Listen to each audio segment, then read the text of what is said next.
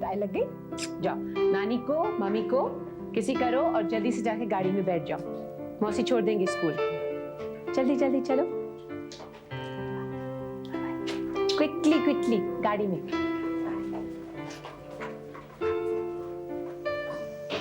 मैं स्कूल छोड़कर मैं हॉस्पिटल चली जाऊंगी। अच्छा मौसी दोपहर का खाना मत भेजना, मैं शायद यही वापस आकर खा लूं। तू प्लीज ज्यादा सोच मत। अगर तू कल रात के बारे में फिक्र कर रही है तो मैं राज को फोन करके माफी मांग लूंगी। नहीं वसुधा, गलती तेरी थोड़ी ना थी, राज की थी। और ठीक ही है ना, अगर मेरा पति ऐसा ही है तो जो कुछ भी होगा उसको भुगतना पड़ेगा। प्लीज तू माफी मत मांग। मैं जानती हूँ तुझे बुरा लग रहा है क्योंकि तू राज से अब भी प्यार करती है। कि मैं क्या करती हूँ, बच्चों के सामने कुछ भी कहे जा रहा था। मैं तुझसे माफी मांगती हूँ और उससे भी मांग लूंगी। प्लीज वसुधा। हाँ मैं आश्रम जाऊंगी, कौन रोकेगा मुझे। देखो माँ, अब तक मैं बहुत खामोश रही हूँ। मुझसे जो कुछ भी कहा गया है मैं चुपचाप सहती आई हूँ और जुल्म तो मुझ पर बहुत हुए हैं। लेकिन अब अगर मेरी सहेलियां जो मेरी बहनें हैं, मेरा अपना घर, मेरा आश्रम और मेरी अपनी माँ के बारे में कोई भी कुछ कहेगा तो मैं चुप नहीं रहने वाली। और आज मेरी बहन को मेरी जरूरत है लेकिन मैं उससे मिल नहीं सकती। क्यों? ये पूछताछ क्यों? मैं उससे मिलना चाहती हूँ, मैं उसके साथ बात करना चाहती हूँ, मैं उसके साथ रहना चाहती हूँ। यहाँ तक कि अगर जरूरत पड़े तो मैं ये घर छोड़ने के लिए भी तैयार हूँ। तो माँ, आज के बाद कभी भी मुझ पर शक मत करना और मुझे रोकना तो हरगिज नहीं।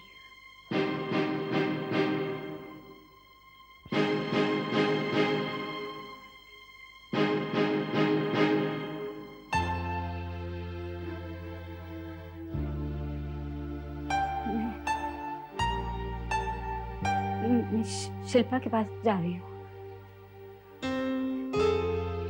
शेखर तुम तो जानते हो मैं शिल्पा किस दौर से गुजर रही है, तो मैंने समझाते क्यों नहीं? मैं सिर्फ शिल्पा से मिलने जा रही हूँ और कहीं नहीं जा रही।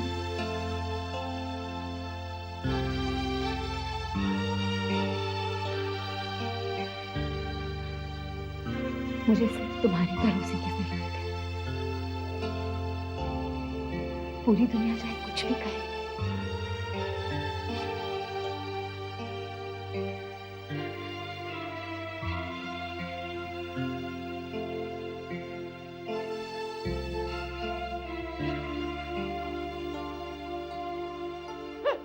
सुन लिया है? सुन लिया? अरे और दिलाओ नौकरी। अरे भैया वो तो अच्छा खासा हिंट दे के गई है कि ये घर छोड़कर वो वहां रहने जा रही है। पता है किस बलबूते पर? महीने के आखिर में तनख्वाह जो मिलेगी उस बलबूते पर। और राय दो और पंख लगाओ, सारा दिन डाल डाल पर बैठ कर शाम को जब वो तेरे कंधे पे आके बैठेगी ना तो भोला शंकर ऐसे ही चटर पटर करते रहना। अरे बेटा, खाना बहुत आसान है लेकिन पैसे घर में देना बहुत मुश्किल काम है। अरे हाँ, वो तो ढूंढ रही है बहाने इस घर से निकलने के।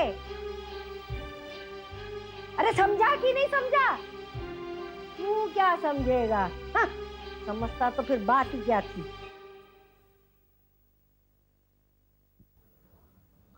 देखो शिल्पा, तुम्हारा केस कोई अलग केस नहीं, इट्स अ रूटीन केस। हमारे यहाँ ऐसे सैकड़ों केसेस आते हैं हर रोज, हम लड़ते हैं अच्छे लॉयर्स जो डिवोर्स केसेस हैंडल करते हैं। वो सिर्फ डिस्प्यूट सेटल करते हैं, दो लोगों को मिलवाते नहीं।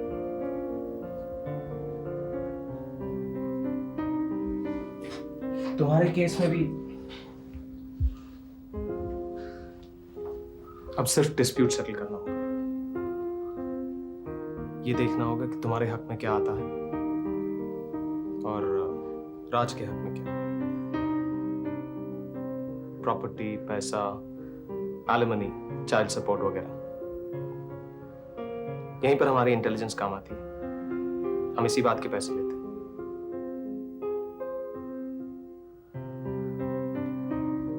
मैं तुम्हारा केस लड़ूंगा और तुम्हें ये चीजें दिलवाऊंगा जो भी मैक्सिमम हो सके तुम्हारे फेवर में। बाकी ये तुम्हारा और राज का आपसी मामला, हम तो बस बेजान चीजों के लिए लड़ेंगे, उनका बंटवारा करेंगे। See, mainly I want to fight for my children's custody. And maximum जो कुछ भी मुझे राज से मिल सकता है उसके लिए। विवेक, I want to sue him for all the years that I have given him. मुझे सारे सालों का compensation चाहिए। मुझे गुमराह किया है उसने, मुझे उसका compensation चाहिए। उसके लिए मैंने अपना करियर छोड़ा, कुछ नहीं किया, उसका compensation मुझे चाहिए। फेयर इनफ, हो सकता है, पर मेरे ख्याल से ये केस तुम्हारी सहेली संगीता को लड़ना चाहिए। May I come in, please? I'm sorry, मैं लेट हो गई। संगीता, मैंने उस दिन भी कहा था, आज फिर कहता हूँ कि अपने आप को इतनी इंपॉर्टेंस मत दो। तुम अभी तक हमारे फर्म का ऐसा हिस्सा नहीं बनी कि तुम्हारी देर या जल्दी से हमें नफा या नुकसान। बैठ जाओ।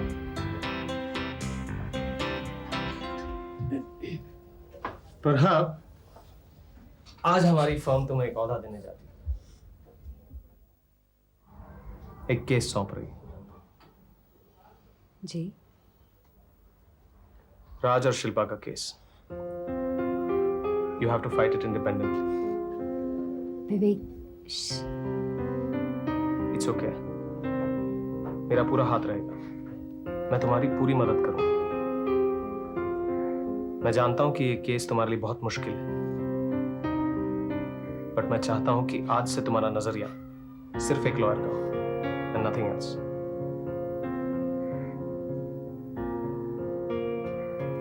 And don't worry, I will see to it that you win this case. All the best.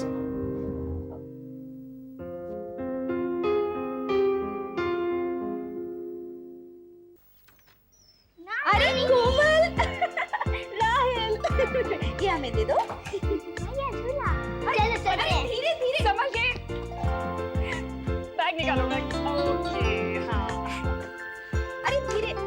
माई, इनके कुछ कपड़े हैं और स्कूल यूनिफॉर्म अभी हमारे साथ ही रहेंगे। अरे बिल्कुल हमारे साथ रहेंगे, क्यों कोमल? आप अच्छा पहले बताओ, तुम लोग क्या खाओगे? मौसी, हमें भूख नहीं है। ओके, टीवी पे क्या देखोगे? Cartoon network? तो okay, who's going to race me to the television? अरे धीरे धीरे,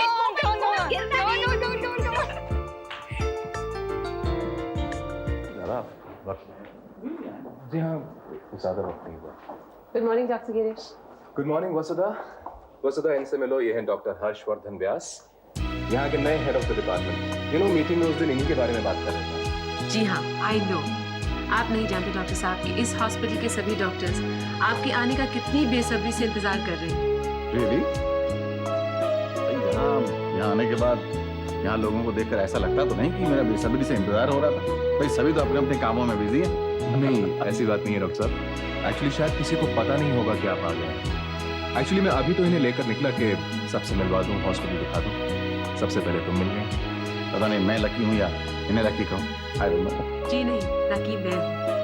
पता है गिरीश, जब मैं मेडिकल कॉलेज में थी तो इनकी लिखी हुई एक सर्जरी की किताब है जो मेरी बहुत फेवरेट किताब थी। मुझे अभी तक याद है, मैं भूली नहीं। दरअसल वो किताब मैंने नहीं लिखी, किसी और से लिखवाई। सिर्फ अपना नाम दिया था, लेकिन वाह भाई मुझे मिल गई। ये बात किसी ने बिल्कुल नहीं। एनीवे, अभी तो मैं डॉक्टर गिरीश के साथ हॉस्पिटल के दौरे पर निकला।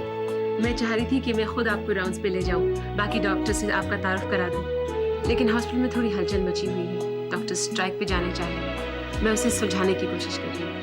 देखिए, रूठना मनाना तो हर घर, हर रिश्ते और हर पेशे में लगा ही रहता है। डॉक्टर आज यहाँ रूठे हुए हैं, कल को वो मान जाएंगे और फिर से अटखेलियां करने लगेंगे। ये तो चलता ही रहा है और चलता भी रहेगा। Anyway, I will be around, आप अपना काम कीजिए। जी, I'll see you later, Gireesh.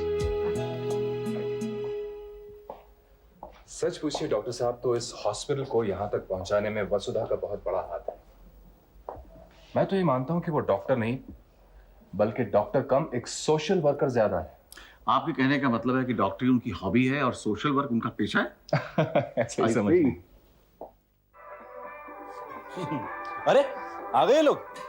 Hello राहेल, हाय कोमल, कैसा लग रहा है? अच्छा लग रहा है यहाँ? इन्हें कुछ खिलाओ पिलाओ भाई। शिल्पा के बच्चों के साथ नेहा कितनी खुश है सूरज। माँ खुश तो मैं भी बहुत। नेहा में तब्दीली आ रही है, बल्कि नेहा को साइकियाट्रिस्ट की नहीं बच्चों की जरूरत थी। लेकिन मुझे डर ये है कि जब ये बच्चे चले जाएंगे तब क्या होगा। दोपहर की चाय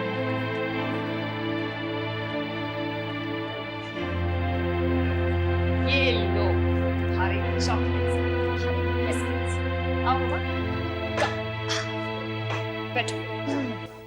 मुझे खुद समझ में नहीं आ रहा है कि राज ने ऐसा क्यों किया। जब राज और शिल्पा की शादी हुई थी तो हम सबको ऐसा लगा था कि जो भी शिल्पा जिंदगी में चाहती है उसे मिले, राज के रूप में। और तब तो हम सबको ये भी लगता था कि जो भी राज कभी भी अपनी जिंदगी में चाहता है उसे मिले, शिल्पा के रूप में। शिल्पा हमेशा एक घर का सपना देखती थी जिसमें बहुत सारे लोग हों, बहुत सारी खुशी हो, और उसने अपना एक घर बसाया भी, बनाया भी। एक आर्किटेक्ट होने के बावजूद राज के कहने पर उसने सब कुछ छोड़ दिया। वो बस अपना घर संभालती थी, अपने बच्चों को संभालती रही, वो इसी में खुश थी।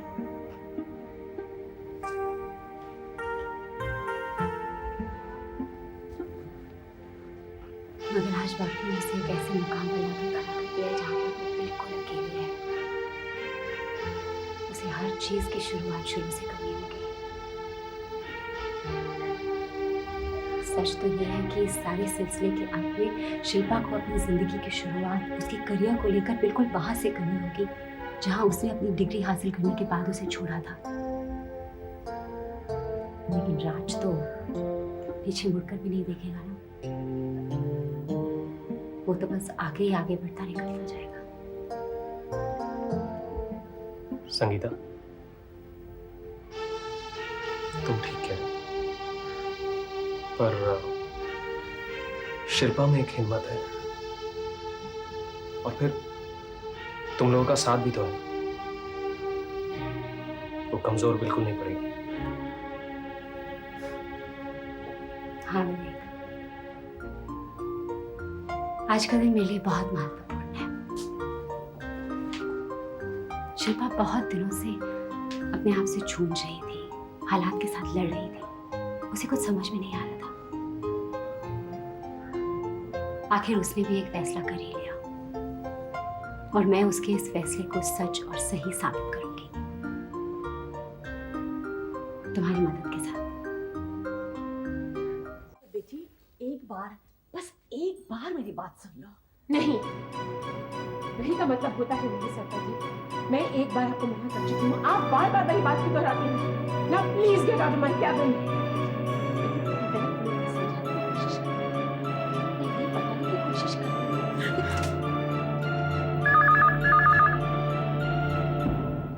हेलो वसुधा जी, मैं राज बोल रहा हूँ।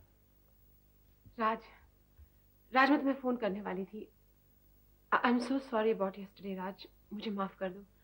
पता नहीं मैंने किस इमोशन में आके वो सब कुछ कह दिया। मैंने शिल्पा से भी माफी मांग ली है। आई एम रियली सॉरी राज, मुझे ऐसा नहीं करना चाहिए था। It's perfectly all right Vasudha, perfectly all right. दरअसल बार बार जो तुम ये बिहेव योरसेल्फ कहती रहती हो ना, कल मेरी बारी थी तुम्हें बिहेव योरसेल्फ कहने की। खैर वसुधा, मैंने फोन तुम्हें इसलिए किया है कि मैं तुम्हें बता दूं कि मेरे वकील ने डिवोर्स की पिटीशन फाइल कर दी है।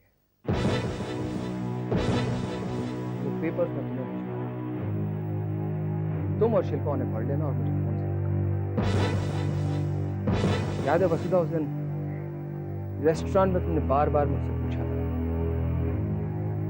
कि शिल्पा मेरी बीवी लगती है, तो प्रिया कौन है? उस वक्त मैं उसका जवाब आपको नहीं दे सका था, लेकिन आज उसका जवाब आपको देता हूं, क्योंकि शिल्पा को मैं डिवोर्स दे रहा हूं और प्रिया मेरी होने वाली बीवी है। तो वसुधा, आइंदा ये सवाल मुझसे बार बार मत करना। So get ready for the divorce. और हाँ, एक और कमरा अपने आश्रम में खुलवा, क्योंकि आज से शिल्पा वहीं करेगी तुम्हारे साथ, अपनी बहन वसुधा के साथ। बाय।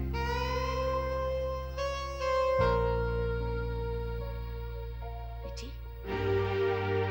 क्या हुआ? आप यहाँ से चले जाइए प्लीज। सुनो तो मेरी बात। मैं तुमसे बस इतना कहने आई हूँ कि मेरी खोई हुई बेटी है ना, वो कोई नहीं, वो तुम हो वसुधा।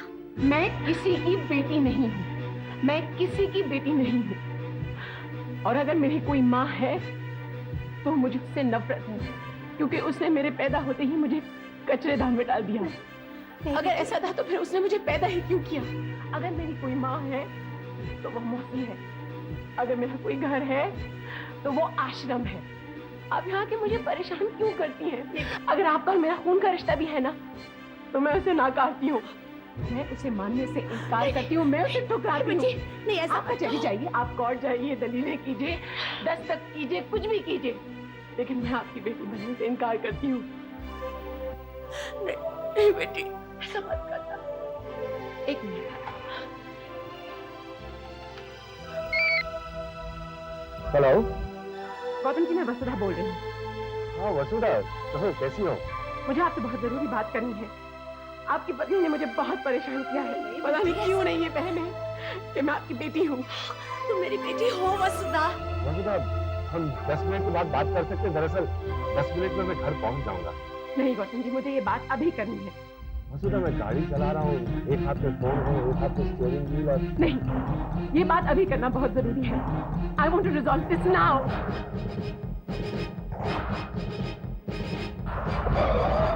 गौतम जी, गौतम जी, गौतम जी।